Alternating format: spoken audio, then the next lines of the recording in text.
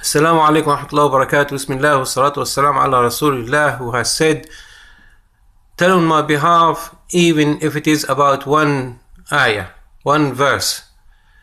أعوذ بالله من الشيطان الرجيم. بسم الله الرحمن الرحيم. سبحان الذي أسرى بعبده ليلا من المسجد الحرام إلى المسجد الأقصى الذي باركنا حوله نريه من آياتنا إنه هو السميع البصير. This is the first verse of Surah Al-Isra. It has been revealed in Mecca at one of the hardest times that has passed on Muhammad ﷺ and the Da'wah and the Muslims. This has happened at the time when after Khadijah Ra, anha, who was the first wife of Muhammad ﷺ, passed away, and she was the first believer in him, the main supporter of him. She was an excellent example of a wife. And also his uncle Abu Talib passed away as well at that time. And even though he lived and died as a non-believer or a non-Muslim, but Allah subhanahu wa ta'ala has used him to support Muhammad sallallahu alayhi wa sallam in his da'wah.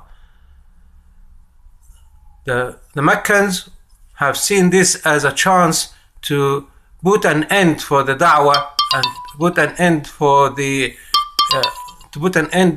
Islam, and they saw it as a great chance. They had done what they have done, they have said what they have said, and it was for Allah subhanahu wa ta'ala to strengthen his messenger and to make him steadfast. So he took him on that night journey.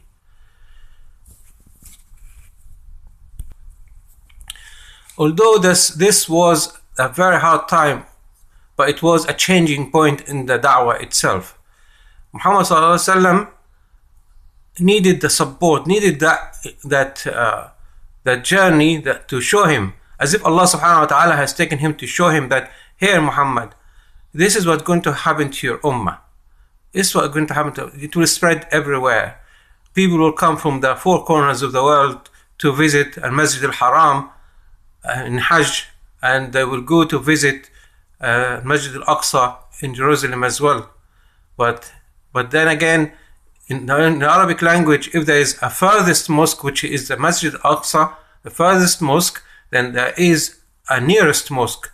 And as if Allah subhanahu wa ta'ala is saying to him, here Muhammad, there is a nearest mosque, which is your mosque in Medina, which people will come to, and they will pray for you, they will love you, you will be closer to their hearts more than their children, their wives, their husbands. Yes, Allah subhanahu wa ta'ala has assured Muhammad sallallahu alaihi wasallam that his da'wah will spread. And as if Allah subhanahu wa ta'ala has said to Muhammad sallallahu alaihi wasallam, this is a changing point for your da'wah. Stop going to the Meccans and go elsewhere. Look elsewhere.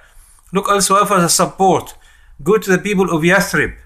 People of Yathrib, which is in Medina now, they will be your supporters. They will be your Ansar. Ansar, that means people will give you victory, and your da'wah will spread everywhere. And as if Allah subhanahu wa ta'ala has shown this to Muhammad sallallahu alaihi wasallam, and he has gone back to Mecca, and he has thought of inviting the people of Yathrib, and subhanallah, the word has spread, and Islam has become one of the dominant religions in the world. And until of the day of judgment, inshallah, will get even bigger and bigger and bigger. And as he has said to us, that the people of paradise, 2/3 of the people of paradise will be from his ummah, from his nation of Islam, inshallah. I don't know why many of scholars have not highlighted this point, the point which is a changing point of the da'wah itself, from being confined into Mecca to spreading elsewhere. And to me, as if Allah subhanahu wa ta'ala has claimed the souls of Abu Talib and Khadijah Ra, anha, so to cut the relations with, or the ties with Mecca, so Rasulullah has to go elsewhere, because Mecca was the closest to his heart. So Allah subhanahu wa ta'ala decided, this is enough. Now it's time for Muhammad to move on and for the da'wah to spread. And subhanallah, what a beautiful decision it was. And alhamdulillah, because of that, we are Muslims now, alhamdulillah. Otherwise, God knows what could have happened. But alhamdulillah, may Allah subhanahu wa ta'ala accept these words, and may Allah subhanahu wa